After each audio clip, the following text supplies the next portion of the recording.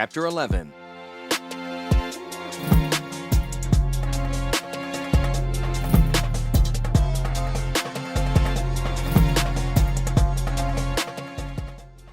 The new giant killers!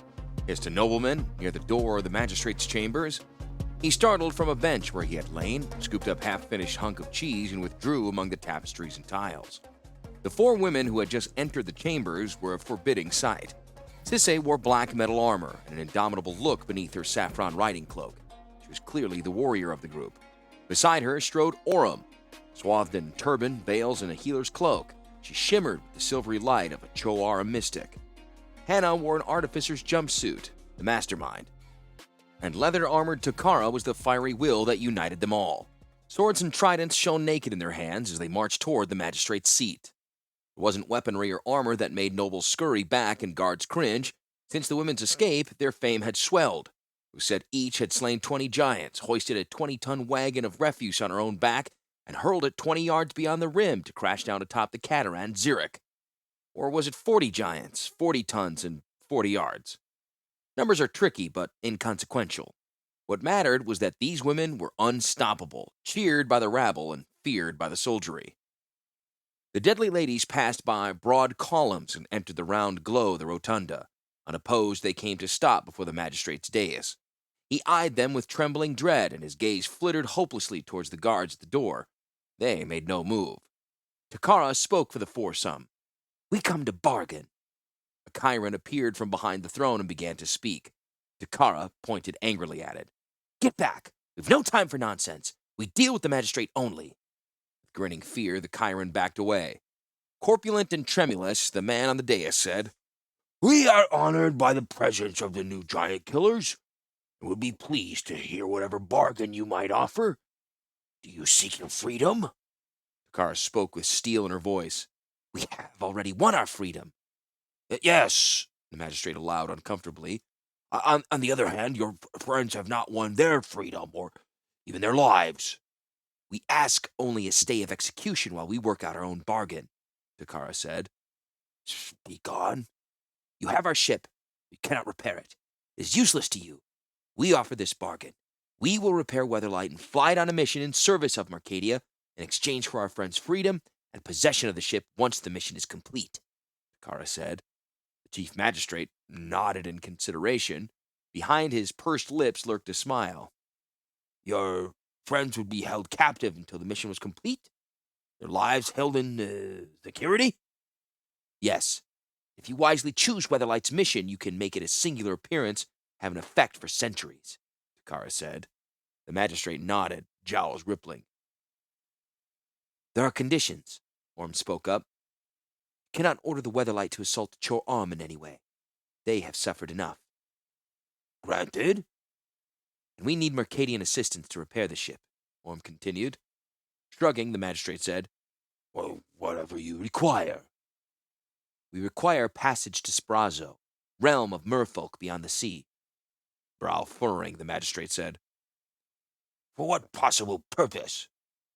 "To acquire the piece needed to repair the ship, an artifact called the Matrix." A hiss of laughter came from the dais. "Do you truly believe you can steal the national treasure of the Sprazans?" "No," Orm said. "We will not steal it. We will bargain for it, and that is why we must be sent as ambassadors of Mercadia. We must be entrusted with the right to bargain on behalf of the city for this object." "Outrageous! How shall foreigners represent Mercadia?" "Send your own delegation along with us if you must," Orm said. "They will assure the interests of Mercadia are guarded. We will function as ambassadors only in respect to acquiring the Matrix, and we will do so only to repair a ship that will perform a great service for Mercadia." The hidden smile behind the magistrate's lips emerged now fully. "Perhaps we will merely acquire this item without you." Takara spoke with a near sneer. "You have no idea how to incorporate it into the ship, and should you choose to deny us, perhaps we will simply orchestrate another escape and bring old and new giant killers here to slay you and your Chiron court, and take back our ship and strafe the city until it's rubble." She smiled a dagger smile. "It is, as they say, your choice."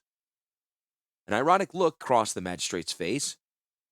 "Perhaps, and perhaps not. The bargain is agreed to. You will go as emissaries to Sabrazo, in company with true ambassadors. We'll secure the Matrix and bring it to Mercadia to repair the ship. Then we'll fly the ship on a mission of my choosing, not against any Cho-armed targets, and thereby win your friends freedom and your ship. There's one more condition, Sisay said, and this is non-negotiable. What else could you possibly want?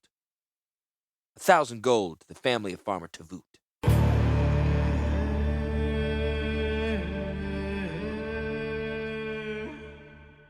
A week later, Sisay, Hannah, and Orem set out for Saprazo. Takara remained in Mercadia to tend her father and make certain Gerard and the other prisoners were treated well. Though Sisay, Hannah, and Orem had intended to ride Jovals to the sea, the Mercadians would not deign the dust and fur of such transit. Instead, they rode in silk-veiled litters borne by gray-skinned giants. Retinues of servants conveyed wine and fans and cheese. The ambassadors seemed incapable of traveling more than 2 or 3 hours a day, and that only in the cool of early morning. During much of the day, they sat in their tents, complaining about the heat, the dust, and the long hours.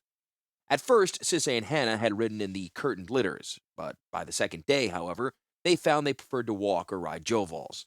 Indeed, the pace was so leisurely that at the end of the day, the only aches and pains they suffered were from sitting in one place too long. Orem did not give up her private litter. She also spent evenings in her tent, meditating on the magic and mythology of the Cho-Aram. When she spoke with her friends, she invariably directed the conversation toward the power matrix of the Saprazans, what she called the mind of the Uniter. Hannah knew of the matrix from mentions in the Thran tome and believed it could recharge, in fact supercharge, Weatherlight's damaged power stone. She sought the matrix as one of the final pieces of the legacy. Orem sought it as part of the Cho-Arm Uniter. Sisay sought it just to get her ship and crew back. Discussions of the device gave the women common ground, but outside of these conversations, Orem spoke little with her comrades. Onward they traveled. Gradually the scenery changed. The road wound out flat, dusty plains and into a series of low hills, covered in scrub and broken by dry channels. The earth was a deep reddish brown, and the litter bearers often slipped when climbing down the sides of the chutes. Snakes slithered along the bottoms of the channels, red and black diamond patterns on their scaly backs. Near the mountains, the travelers had occasionally passed outlying farms, struggling to wrest crops from the inhospitable land. Farther from Mercadia, all signs of settlement ceased. Wind swept over hills, ruffling patches of long grass. The travelers made camp as best they could each night, servants clearing nettles. The ground was covered in harsh lava-like stones that poked through the bottoms of the tents and their thin blankets. Dry stalks rattled in the night breezes, creating eerie moans and sighs that made sleep all but impossible. The hills grew steeper and the knife-like grass thicker. Impatient with the slow pace, Sisay asked a servant why they did not conjure a dust cloud to take them to the shore. The clouds of Hasim are present only on the west side of the mountain, the man replied. Along this way one must travel by the road. He sighed and looked out the desolate place. My grandfather's grandfather could have told you of days when it was lush and green, when water flowed in abundance, trees rose overhead, birds and beasts filled the land, but now, he gestured at the dismal landscape. Sisay rubbed her red and weary eyes. So what happened? He was about to reply when a harsh cry from one of the Mercadian tents stopped him. He rose and hastily answered to the call of his master. As day after day passed, Sisay and Hannah succumbed to the boredom of the trip. The scenery changed little. After journeying a few hours, they would halt, pitch camp, and sit sweltering beneath the lemon sky and merciless sun. At last one morning, Sisay awoke from a restless sleep, emerged, and smelled on an east breeze a soothing scent, a tangy odor of salt water. The camp lay on the side of a long, ascending slope. The caravan had been climbing out of a broad basin, the bottom of which was broken by crisscrossing dry water channels. Far to the north, she saw a low, dark line that seemed to be a stone wall. Hannah joined her and peered ahead. The sea? She asked. I think maybe over this ridge. I can smell it, but I can't hear it yet. Yeah, the Mercadians say we're not far now. Perhaps another 2 or 3 days' travel. The day's journey was somewhat longer than usual and brought the party, shortly before noon, to the very top of the slope. When they crested it, Sisay stared in ecstasy at the vista spread before her. As far as she could see, stretched the ocean. On Dominaria, the seas were blue. Here, under yellow heavens, the waves were every shade of red, yellow, and orange. Along the horizon were low banks of clouds that promised of rain. The air was filled with sound that the hills had previously blocked. the cries of birds swooping to and fro over the water, the moan of wind as it swept along the shore and over the ridge. Distantly, breakers crashed against a rocky precipice. A short distance before Sisay, the ground fell away precipitously, ending in a cliff with the sea 1,000 feet below. The road here ran north along the top of the ridge, its seaward side bordered by a wall. Sisay slipped from the saddle of her Joval and approached one of the Mercadian servants. "Where's Saprazo?" He gestured toward the sea. "There, beyond the waters, and within the waters." Sisay shaded her eyes against the glare. "I can see something way off there, but it doesn't look high enough to be an island." "Nonetheless, that is the isle of unnatural and vile Saprazans. May their name be cursed forever." The epithets rolled easily and unthinkingly off his tongue. "We will halt here and rest before traveling on the great port city of Rashada." "When will he get there?" "It's hard to say. So many things are dictated by the gods, who may intervene in even the best laid plans. Weathers, accidents, enemy raids." All right, all right." Sissy, having some experience with Mercadian answers to simple questions, beat a hasty retreat. She led her Joval back to where Hannah sat, looking at the sea. "We're camping here, evidently." The navigator nodded. The curtain on Orm's litter drew aside, and the healer slowly emerged. She looked about, not seeing anyone in the traveling party, only the sea. It seemed to Sissy that Orm's face was changing. The expression of irredeemable grief she had worn since her return from the settlement had been replaced by something else. The sadness was still there, but now it was mixed with joy. "Orm!" Hannah stepped toward the healer, hand outstretched. Slowly, the Samite turned to face her. Her eyes changed focus as she looked at the tall, blonde woman. "Hannah." Her voice sounded like that of someone waking from a long dream. She turned. "Hello, Sissay." Sissay smiled tentatively. "How you doing?" The healer made no reply, turning back to the sea. "Where are we?" she asked. "Somewhere south of Rashada, another city-state, kind of jumping off place for Saprazo." Orm nodded, seeming to lose interest. She turned to Sissay's Joval, stroking its flank, patting it gently. Then she put her head close to its ear and whispered something. The beast gave a loud purr, as was its wont when contented, and arranged itself peacefully in a sitting position. Sissay stared. "How did you do that? Took me a week of hard work and falls before I could even get the damn thing to let me sit on its back." The healer ruffled the short fur on the top of the Joval's head. She turned to her companions. "It's good to see you again. I haven't said that before." Sissay looked at her thoughtfully. Orm was more than a friend. On Weatherlight, she had been under Sissay's command. "Orm," she said quietly, "tell us what happened to you." The healer shook her head. "No, Sissay, I'm not ready for that yet. Maybe never. But regardless, I'm happy to see you and Hannah." Next day, as they journeyed northward, Sissay, Hannah, and Orm grew accustomed to the spectacle of the outer sea on their left. On the third day, the road broadened. A low stone wall ran beside it, along which small, empty guardhouses stood every mile or so. After perhaps 15 miles, the road descended toward the water. Long sweeping turns burrowed into the cliff wall, and Sissay sometimes closed her eyes as her Joval's claws slipped on the spray-covered rock. The traveler's view to the north was blocked by a long spur of rock that thrust out into the sea. The sound of breakers filled the air all around, and many birds nested along the cliff wall. A tunnel loomed before them, piercing the spur, barred by a great wrought iron gate. The party came to a halt. One of the Mercadians approached the gate and placed his hand on the intricately carved iron plate at its center. He spoke a word. There began a musical ringing that spread throughout the cavern and echoed above the crash of the waves below. Then, with a rumble, the great gates swung open, sliding into recess in the rock. The party moved forward into the tunnel. As they entered, lights sprang up on the wall, illuminating the way. The passageway was long and straight, carved by picks. At the far end, a similar pair of gates opened as they approached. Sissay appreciated the military advantages of an approach that could trap invaders in a narrow space where they could be disposed of with impunity. The caravan emerged from the tunnels, lights behind them fading into blackness. Before them, a steep, cobbled causeway descended into the main streets of Rashada.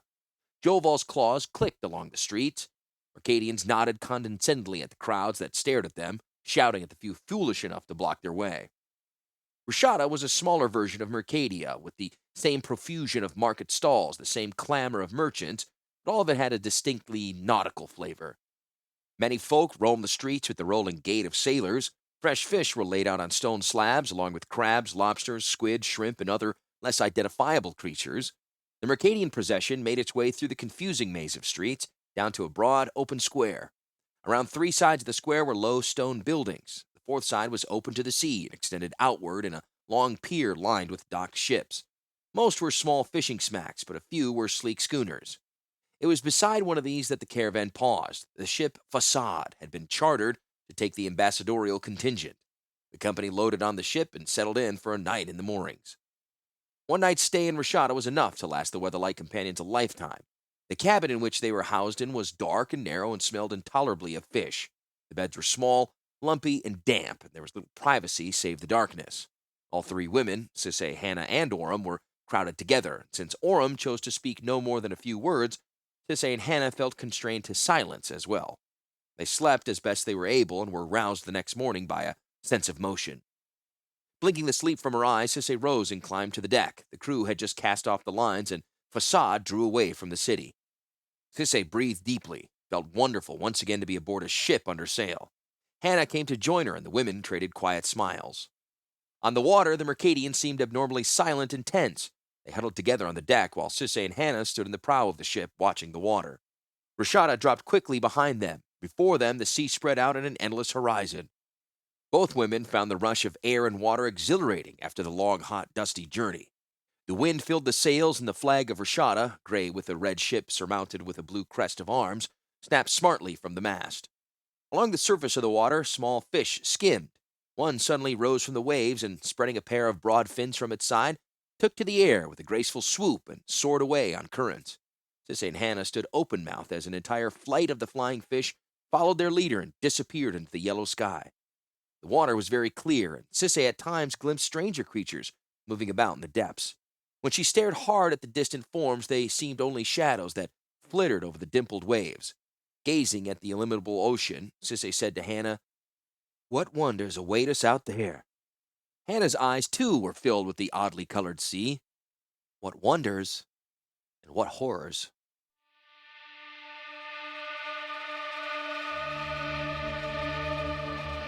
Two nights hence, Orym was at the prow when the horrors began. In the last gloaming of evening, a huge figure burst up from the distant inky tide. It hung massively in the ribbon of dying light and then crashed back into a wide sea, a breaching whale. Orym gripped the rail. Though stout wood, she felt the profound thrumming of water across the beast. The compression wave flung from the Leviathan's vast bulk, the rumble of tip vortices trailing enormous fins. Her own arms and legs remembered the blissful sensations of swimming and diving and surfacing in the lagoon. Closing her eyes, she could almost imagine stroking poor Joe Mano. Another tremor moved the rail, this one violent and shuddering. Orym gasped, opening her eyes. A harpoon sailed out from the deck-mounted gun, its line uncoiled with a brutal whipping motion. The barbed shaft sank into the swell where the whale had disappeared. There came a muted shriek through the deeps. Rashad and crews cleated off the harpoon line and went taut with the agonized thrashing of the beast. Orym staggered back from the rail, stunned. Gathering her strength, she stalked toward the harpooners, a pair of tall, thin, tan-skinned seamen. "What are you doing?" One Rashadan flashed a glad smile. "Harpooning," he said. She shook her head. "This is a chartered vessel, an ambassadorial voyage." The young man shrugged narrow shoulders. The short gray vest across his chest leaped up.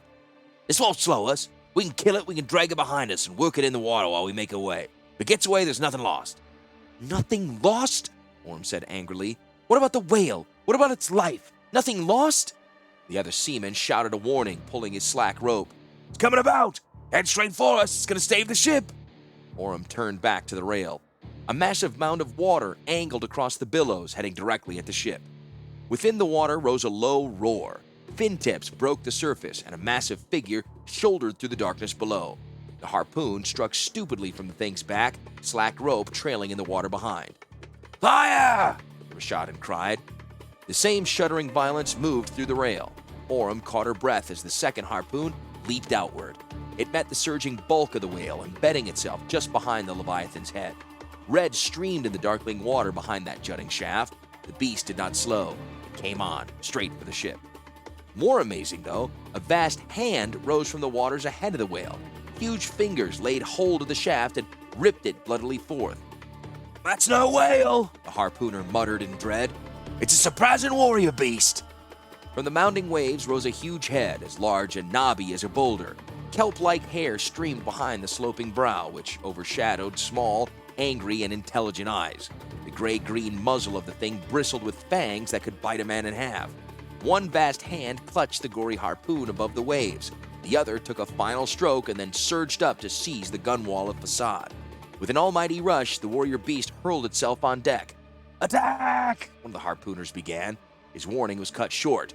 The beast rammed the bloody head of the harpoon through the man. His chest cracked open and gushed like an egg. He writhed on the shaft, gore making the deck slick beneath him. Orm fell back. More shouts rose. Crew rushed forward with tridents and spears. The vast beast hauled itself across the deck, clutched the second harpooner, and crushed him in an enormous fist. There was nothing left of the man but meat and bone meal. This was a surprisin'. Orm wondered numbly, clawing her way to the forecastle. An ominous sight greeted her. The black sea all around boiled angrily with fins. They converged on Facade. More monsters climbed the gunwales to slide onto the deck. These were smaller, man-sized creatures. Their faces gleamed like mother of pearl, hooked beaks and vast, staring eyes. Great mantles of seaweed draped the heads of some, while the heads of others were encrusted with giant barnacles. Their torsos and arms were also very human beneath their conch armor, but from the waist down they had long, scaly tail fins of fish. Pearlescent tridents were gripped in their webbed hands. As beautiful and otherworldly as these creatures seemed, they killed with an all-too-familiar savagery. Orm staggered back. It was just like the attack on the Cho'Aram village, this tide of killing monsters. They slashed and impaled and eviscerated. Dead crew littered the deck. Blood covered everything. Even Facade herself was being ripped apart. Soon the ship and all hands living would be dragged to their deaths in the destroying sea. Orm was surrounded. Surprisins hemmed her in on all sides. She had no weapons. As they converged, rushing in to slay her, she could only hold up her silver-shimmering hands in futile supplication. Then, the Surprisin warrior beast surged up from the amidship, grasped her in one huge and horrible hand, and dragged her overboard. Down into the dark waters of the night they sounded. Twilight waters receded above. Facade was only a black shadow there, only a slender leaf lying on the evening waves. The darkling sea below was bone-cold, endless. It crushed Orm more viciously than the claws of the beast. Already, light had quit the waters, and warmth with it. In moments, the sea would shatter her eardrums, burst her sinuses, and flood into her lungs. Only the Surprisin beast remained, its fury, its agony. Orm reached up toward the creature's shoulder, and her hand settled on the harpoon wound there. A twitch of pain went through the creature. She could tear at that wound, perhaps, when free as the beast spasmed, or she could show the Surprisin that she was Cho'Aram, that she was kin. Silver light appeared in an aura about her hand. Magic awoke from streaming seawater. Warmth suffused her hand in a tingling glove. It sank into the harpoon wound, coursing deep along the ruptured tissues. The glow intensified, and it stitched tissues together. The warrior beast released a great moan that might have been anger or ecstasy. It only dove deeper. Heedless, Orm continued healing its wound. She stopped only when the cold black deeps drew her own life away.